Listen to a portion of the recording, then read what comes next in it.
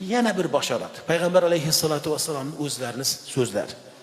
Alloh taolo jannat ahliga nido qilar ekan. Inshaalloh hammamiz jannat ahli bo'laylik ilohim. Nido qilar ekanki, Alloh nido qilar ekan. Ayna jironi der ekan. Meni qo'shnilarim qani? Meni qo'shnilarim qani der ekan. Hadis sharifda Rasulullohning so'zlari. Farishtalar buni javobini bilmas ekanlar. Nima deyilyapti hadisda? Alloh aytayaptiki, bu Allohning so'zi.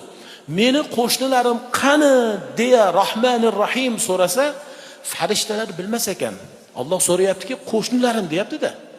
Xo'p, mana bu payg'ambarlarning darajasini biladi farishtalar. Orqalardan, yonlardan turadigan olimlarni, shahidlarni, siddiqlarni darajasi biladi. Xo'p, masjid qurganlarga qasr beriladi, uni biladi. Farishtalar biladi buni. Babir rayonga kirasiz ro'zadorlar. Ro'zadorlarga Babir rayon bor, uni beriladi, biladi. Lekin mana savolni javobini bilmas ekan. Savolga e'tibor qiling. Ayna jironi der ekan Alloh taolo. Meni qo'shnlarim qani desa, farishtalar bilmasdan 2 marta Alloh taolo so'rar ekan. Birida bilmadi, ikkinchisida ham bilmadi. Farishtalar ey Robbimiz der ekan. Va man yanbaghi an yakuna jaran laka der ekan. Ey Robbimiz, kim ham senga qo'shni bo'la olar edi? Kim senga qo'shnilikka arziydi? Qolganlar banda, u Ar-Rahman, u Alloh. Alloh aytayaptiki, meni qo'shnilarim deyapti. Farishtalar bilmay qolib, Allohning qo'shnisi kim ekanligini Allohning o'zidan so'rar ekan. Shunda Alloh taolo aytar ekanki, farishtalarning savoliga ayna ummaril masajid der ekan. Masjid qurganlar qani der ekan. Muborak bo'lsin sizga.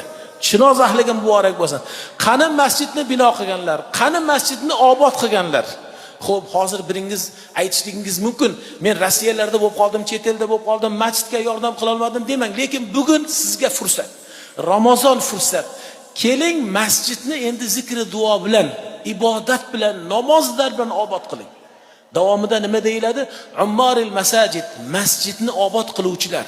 Masjidni obod qiluvchilar deganligi albatta qurganlar, qurishligiga sababchi bo'lganlar, yer berganlar, hashar qilganlar.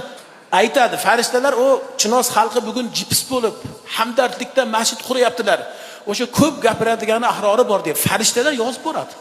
Ishoning, hammangizni harakatingizni, nomingizni Allohning huzuriga yozib boradi-ya.